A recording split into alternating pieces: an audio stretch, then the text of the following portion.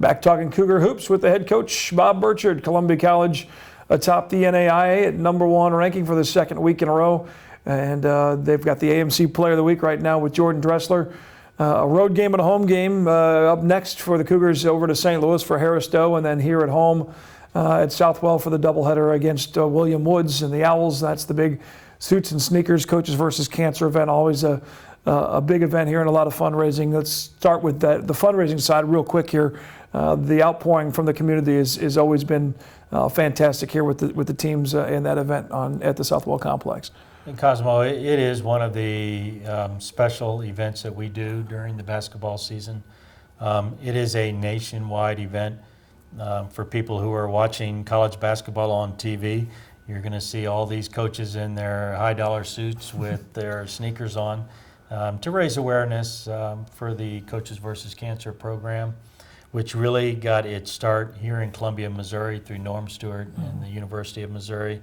If you remember, he had a bout with some cancer on a trip, and from that point, obviously he survived and has done quite well.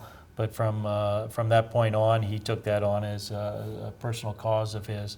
And we've tried to carry that across the nation within the NAI. And we do all sorts of activities. This year, we're actually selling kind of like sneaker cutouts, kind of like the MDA Shamrocks, and they're going to be posting that throughout the facility. As we all know, cancer touches all of us. It touches each one of our families. And there have been great strides made in research and development in battling this disease. So we're just happy to be a part of that fundraising activity. And all the money goes to the American Cancer Society and actually comes back to our local office here. So we're hopeful for a big turnout. We think there will be a great one with William Woods coming in, both men and women, and looking forward to a great event. Yeah, on the women's side, their women's team at number 20 and the Cougars in at number 24 right now in the top 25. At Harris Stowe, a very quick athletic team. Tell me a little more about what you expect out of the Hornets. It's a tough game for us there, always. It was the only conference loss that we had last year at Harris. They've got a great insider in Dallas Johnson, who was a player of the week a week ago. They're a little bit down in their depth. They're only playing about 7 or 8 guys. I like their top 7 or 8. I think it's hurt them. Their depth has hurt them over the course of the year. And it seems like they've been playing everybody very strong, just haven't been able to make it to the finish line in games. It's a scary game, but right now they all are, to be honest with you, Cosmo.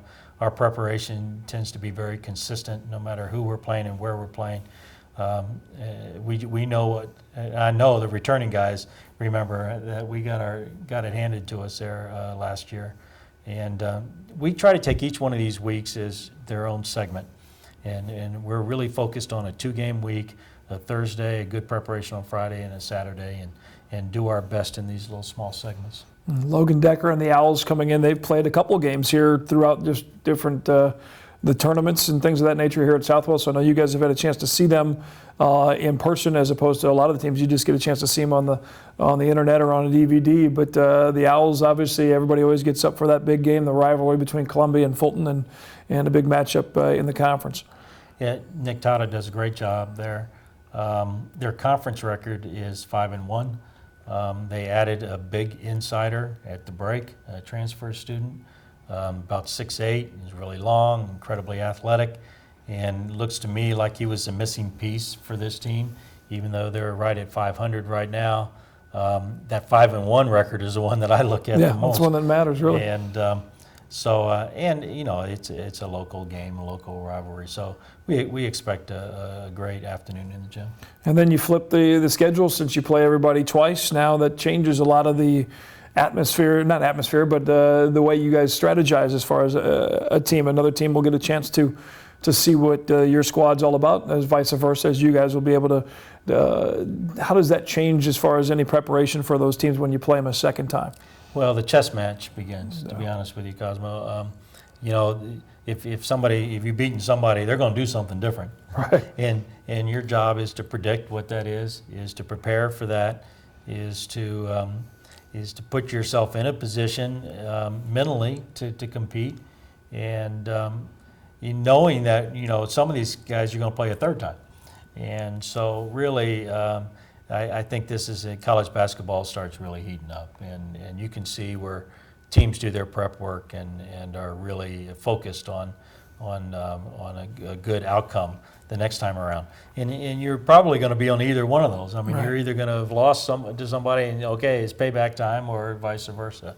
And that's the beauty of conference play. And the conference, a lot of the big talk, and not just in the NAIA, but nationally, obviously, is conference realignment storylines. Lyon is a new school in the AMC conference, as well as Benedictine Springfield, and a couple more programs are coming in here in the next year or two. Tell us a little bit about some of the new schools that are coming in. And this is a national thing. It is not just Division I. Our conference has expanded. I think Lyon has been a great addition, a real quality school and program. Benedictine Springfield added men's and women's basketball. They were a conference member in other sports. To be honest with you, I thought their men's team was a lot further ahead of the game in their first year than I anticipated. I thought their level of talent was real strong. Then the Trans-South Conference is disbanding after this year.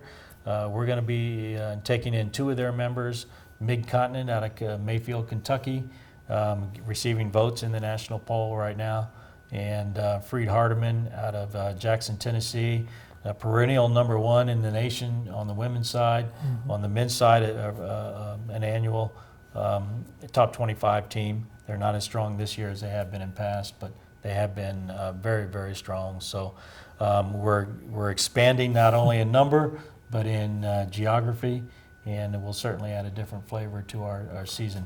The other interesting thing, Cosmo, is just a number of conference games, just the sheer number. We used to think our conference race was a real sprint. When you have 20 conference games, it really becomes a marathon.